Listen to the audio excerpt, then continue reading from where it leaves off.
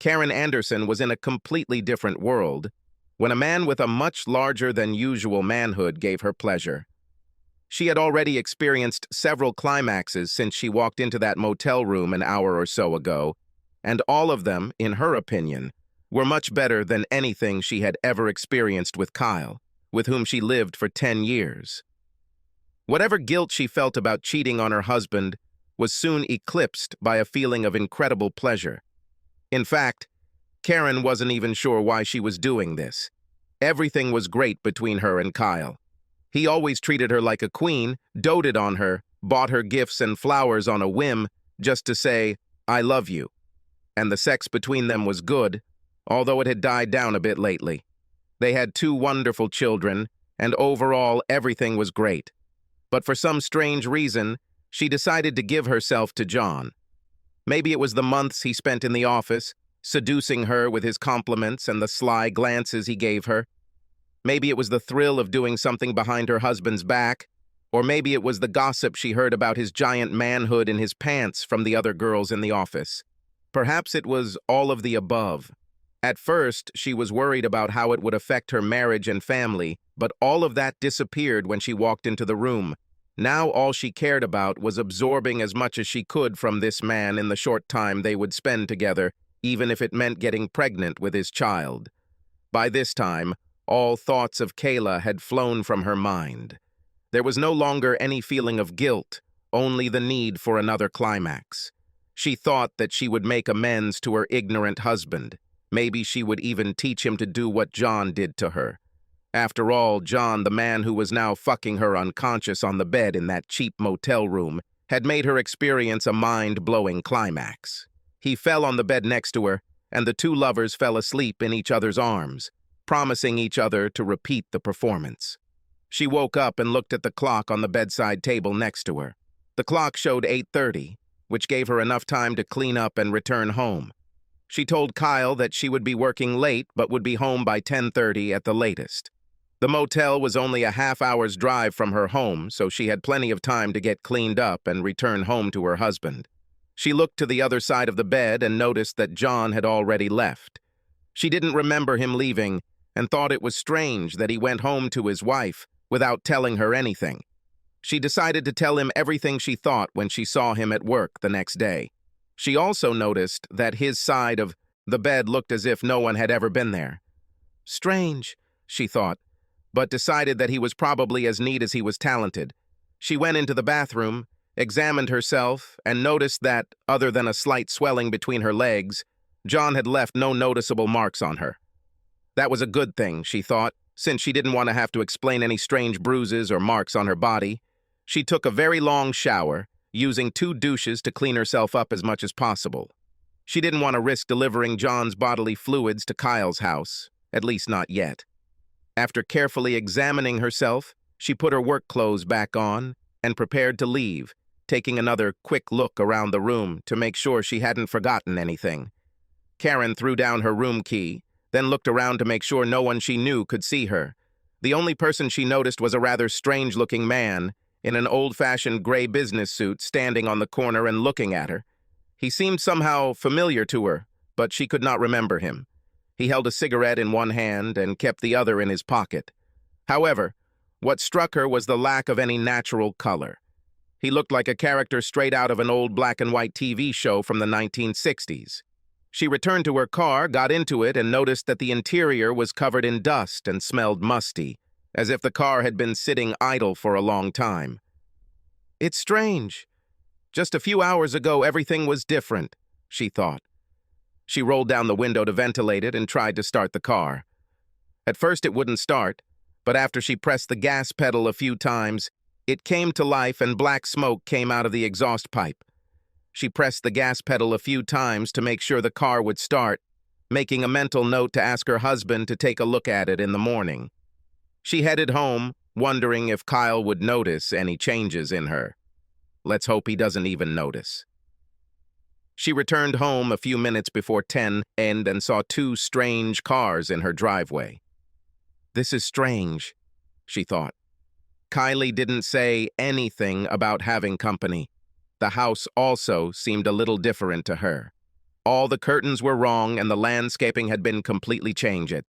Of course, Kylie couldn't do all this in one day, and certainly not without consulting her first, she thought.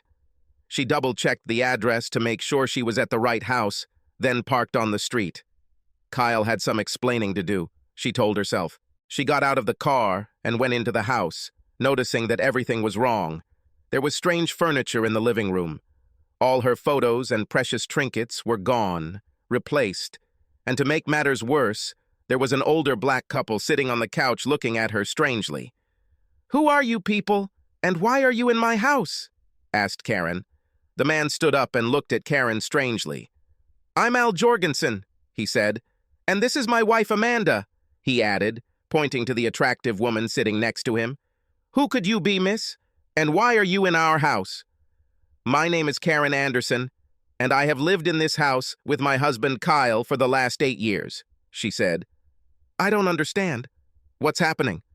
"Miss, I think you might want to leave now," Al said. "We bought this house from Mr. Anderson a year ago after his divorce became final." "Divorce?" Karen asked in shock. "What kind of divorce? I was just here this morning with my husband before leaving for work." Al began to approach Karen. "Miss, I really think you should leave before I have to call the police." "Yes, please call the police," Karen said. "Something is going on here, and I intend to get to the bottom of it. This must be one of Kyle's pranks." Al picked up his phone and dialed 911. After speaking to the dispatcher, he hung up and spoke to Karen. "The police will be here in a few minutes," he said. "You can sit down if you want to wait for them here," he added, motioning for her to sit in the deep chair next to the sofa.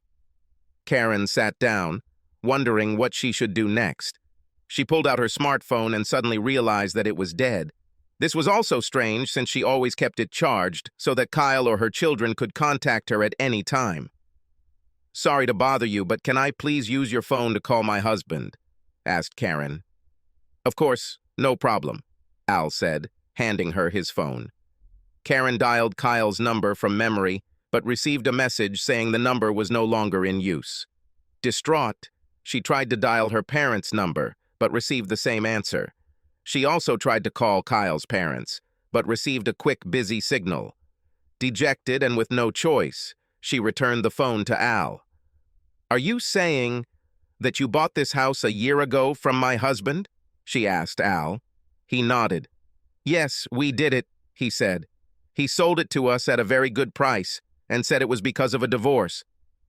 "Did he say anything about why he was getting a divorce?" she asked. Amanda spoke. "He mentioned something about a cheating slut for a wife," she said, looking at Karen suspiciously. Karen was shocked. How could he have found out about this so soon after her first date with John? Poor guy. I could tell he was heartbroken. And these poor children. I felt so sorry for them. By this time, Karen was already in tears. Her life and marriage had crashed and burned without her even knowing it. Shortly after, a police car with lights flashing pulled up to the house. 2 policemen appeared at the door. Al spoke to them first, and then invited them inside. Karen stood up as they walked inside. "Please show us some identification, miss," one of the officers said. Karen opened her purse and took out her driver's license. The officer looked at them, then turned to Karen. "Is this some kind of joke, ma'am?" he asked. "This license is empty." "What?" Karen asked, looking at the driver's license. The laminated card the officer was holding was completely blank. There wasn't even a photograph under the lamination. "Do you have any other identification?" asked the officer. "I have something in my purse," Karen said. But when Karen opened her purse, she discovered that all her other cards were completely blank. "I don't understand," she said. "There should be credit cards, an ATM card, my social security card, but they are all empty." "Can you at least tell us your name?" asked another officer. "Maybe there is something in the system." "Of course," said Karen. "My name is Karen Anderson, and I live on W. Highland Park Road with my husband, Kyle. I work as a paralegal at the Jenkins law firm downtown. Surely someone there can vouch for me." The officers scowled at each other before turning their attention back to Karen. "Did you say Karen Anderson, ma'am?" asked the second officer. "Yes, I said Karen Anderson," It's spelled Karen, she said. Sorry, ma'am, you'll have to come with us to the station so we can confirm your identity, the first officer said. We apologize for intruding on your evening, guys, he said to Al and Amanda. The officers walked Karen to the police car and placed her in the back seat. After locking her inside, one of the police officers walked up to Karen's car and rummaged through her glove compartment, pulling out some documents. They drove in silence to the police station, where Karen was fingerprinted and taken to what appeared to be an interrogation room. Half an hour later, the door opened and a plainclothes detective entered the room with a folder in his hands. He sat down opposite Karen and placed the folder in front of him. He went through all the preliminary procedures, informing her of her rights and assuring her that she was not suspected of any crime. All I want to do is confirm your identity, okay? He asked. Karen nodded. You said your name was Karen Anderson, right? He asked. Yes, she said. And you told our officers that you live at 1501 W Highland Park Road with your husband, Kyle, he added. That's true, she said. You also said that you work at the Jenkins law firm as a paralegal, correct? He asked. Yes, that's true, said Karen. We have a little problem here, Mrs. Anderson, the detective said. Let's start with the fact that your fingerprints don't exist. I don't mean they're not in the system, I mean you don't have fingerprints. It looks like they weren't even removed with acid. They simply don't exist. That's not all. We checked the records for this address and discovered that it was purchased by Al and Amanda Jorgensen a year ago from one Kyle Anderson. According to court records, the house was sold as part of a divorce settlement between Kyle and Karen Anderson, he said. Karen was shocked. What was all this talk about divorce? But I'm still married to my husband. I saw him just this morning. I don't understand how this is possible, she said through tears. Look, miss, I'm just going by what's in the court records. Tell me, please, where were you tonight? Asked the detective. I was at the Gaslight Motel, room 1 to 17, she said quietly. And what were you doing there? He asked. I was, with a man, she said, looking at the floor. What did you do with this man? Asked the detective. We, we're fooling around, she said. You had sex, right? He asked. Karen nodded her head. Yes, she said. And can you identify the man you were with? Yes, she said. John Hawkins, my boss at the law firm. I see, said the detective. Have you gotten into the habit of cheating on your husband? Karen looked shocked. No, I do not know. It was the first and last time. I promise, she said. Interesting, said the detective. The file we have on you includes a very detailed report from a local private investigator hired by your ex-husband. According to the private investigator's report, you were seen with Mr. Hawkins numerous times at the same motel over several months. Would you like to reconsider your application? Karen shook her head. No, this is wrong, she said. I went there with him only once, today. The detective sighed and leaned back in his chair, looking at Karen.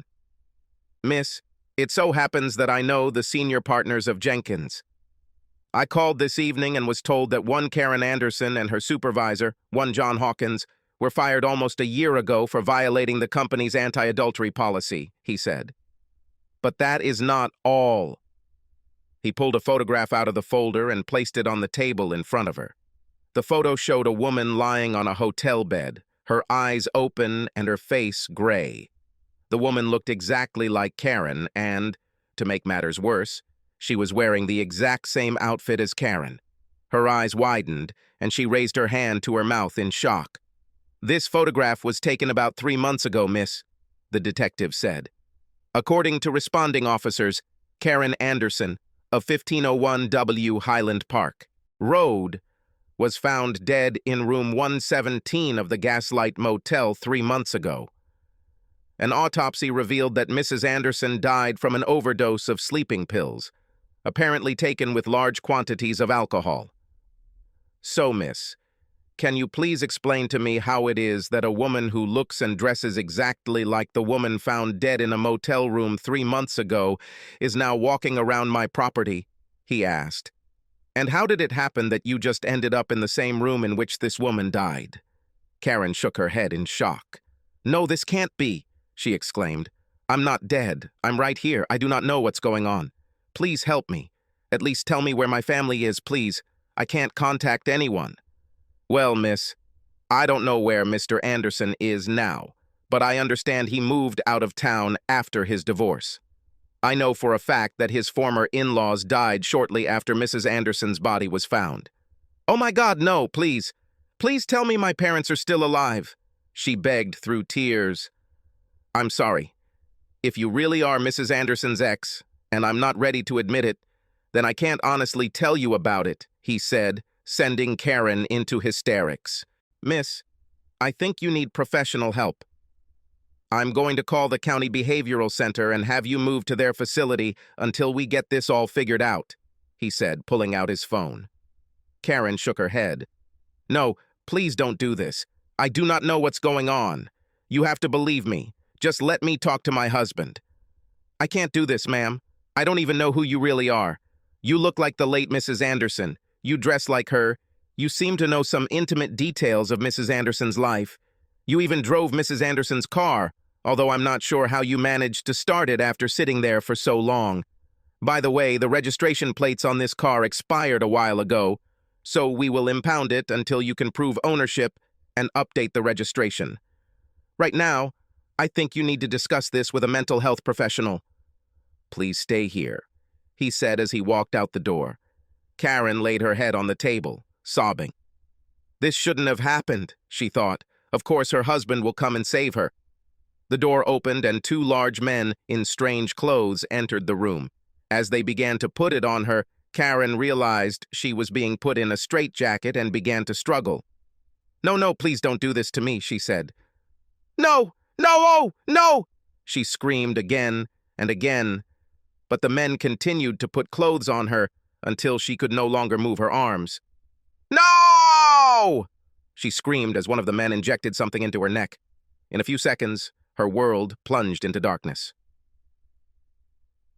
Thursday, May 12th, 2016, 11:30 a.m. "Wake up, dear," said a male voice. "Wake up. Are you okay? Karen? Wake up." Karen slowly opened her eyes and saw her husband's face. "Karen, you had a nightmare, but it's over. Wake up, darling," he said. As Karen's mind slowly shook off the dream, she realized she was in her bed with her husband, Kyle. She instantly threw her arms around his neck and covered his face with kisses. "Oh my God, Kyle, is that really you?" she asked. "Of course, silly. Who else could be in our bed?" he asked. "Hold me, Kyle, please," she cried. "I missed you so much." Kyle hugged his crying wife as tightly as he could. He loved hugging this beautiful woman. But, he thought, what the hell is she talking about? "I'm right here," he said. "I'm not going anywhere." "You better not go anywhere," she said. Having calmed down a little, Karen looked at her husband. "Kyle," she said, "I have something to confess, and I'm afraid you might get really angry with me." He looked at her with concern. "Kyle, I almost made a terrible mistake," she said. "Almost?" he asked. "Kyle, please don't hate me, but I have to tell you this. You know, we promised to never keep any secrets from each other, no matter how bad they were." "Yes, dear, I know. You can talk to me about anything. You know that, right?" he asked. Karen nodded. "Yes, I know, but it's really bad. Have you met my boss, John Hawkins?" Kyle knew him well. They met at a law firm's Christmas party, and Kyle could tell he was a classy asshole who considered himself God's gift to the female sex. Essentially, a legend in his own imagination. He could also tell that John was trying to stick his hooks and his private parts into Karen. "Yes, I remember him well," said Kyle. "He's been trying to get me to stay after work for a long time, except he doesn't want to work, if you know what I mean," she said. "You mean he wants to get under your skirt," Kyle said. "I can understand that. You are a beautiful, sexy woman. What man in his right mind wouldn't want to have sex with you? If we weren't married, I'd be flirting with you myself. What I don't like is the fact that he knows you're married." "Yeah, well, he wanted me to meet him at a motel for sex," she said, looking down. "Oh, really? Kyle said, his mood darkening. And you agreed? No, not really, she said. But in fact, I didn't disagree with it either. I just kind of blew him off. But he expects me to meet him tomorrow. I can't do it, but I'm afraid it will affect my work if I don't do it.